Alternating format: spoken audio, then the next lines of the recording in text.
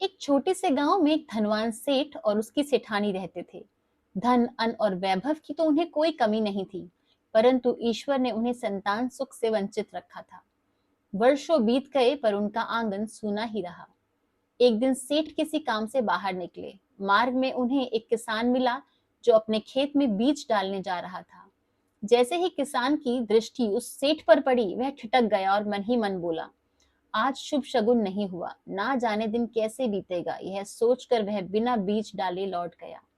सेठ का मन भारी हो गया। घर आकर उन्होंने यह बात सेठानी को बताई।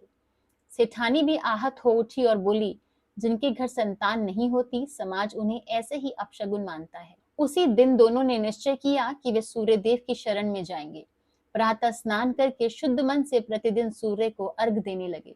दिन बीतते गए, महीने गुजरते गए और देखते देखते 11 वर्ष निकल गए। एक दिन तपस्या से प्रसन्न होकर स्वयं सूर्य देव प्रकट हुए। उन्होंने कहा, तुम्हारी भक्ति सफल हुई।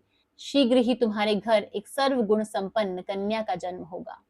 समय आने पर सेठानी ने एक अत्यंत सुंदर कन्या को जन्म दिया, पर उस बालिका में एक अद्भुत चमत्कार था। जब भी वह प्रातः नींद से जागती, उसके मुख से हीरे और मोती झड़ने लगते। सेठानी यह देखकर प्रसन्न तो हुई, पर भयभीत भी। उसने निश्चय किया कि यह रहस्य वो किसी को नहीं बताएगी, यहाँ तक कि सेठ को भी नहीं।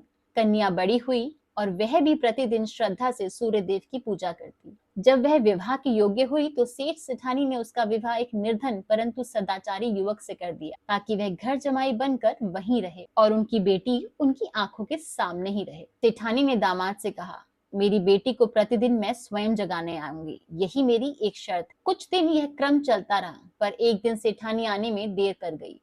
उसी समय दामाद की दृष्टि अपनी पत्नी पर पड़ी और उसने देखा उसके पास हीरे मोती बिखरे पड़े हैं। जब सेठानी पहुंची और उसने देखा कि उसकी बेटी तो पहले से ही उठी हुई है, तब वो समझ गई कि दामाद को सब कुछ पता चल गया है। लोभ ने सेठानी के हृदय पर अधिकार कर लिया।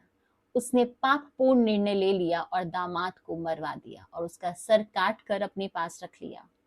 यह अन्याय सूर्य देव से सहन ना हुआ। उन्होंने ब्राह्मण का वेश धारण किया और सेठानी से बोले, यदि तुमने वो कटा हुआ सर मुझे नहीं दिया तो ये रहस्य मैं सबके सामने प्रकट कर दूंगा। डरकर सेठानी ने अपने दामाद का सर उस ब्राह्मण को सौंप दिया। सूर्यदेव ने सिर को जोड़कर अमृत का छींटा मारा और दामाद जीवित हो उठा। उधर कन्या उस दिन रविवार का व्रत रखे हुए थी।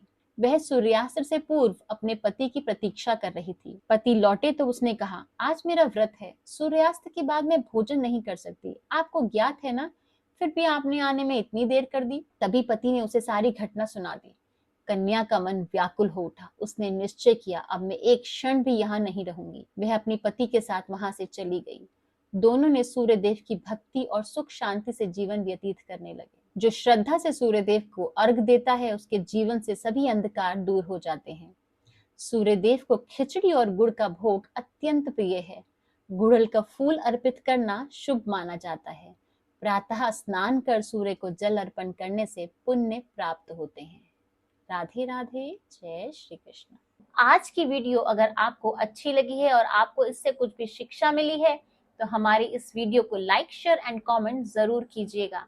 और ऐसे ही और वीडियोस के लिए हमारे channel mystery and mind with Chitra को सब्सक्राइब करना मत भूलिएगा। आज की वीडियो देखने के लिए आपका बहुत बहुत धन्यवाद। राधे राधे, जय श्री कृष्ण।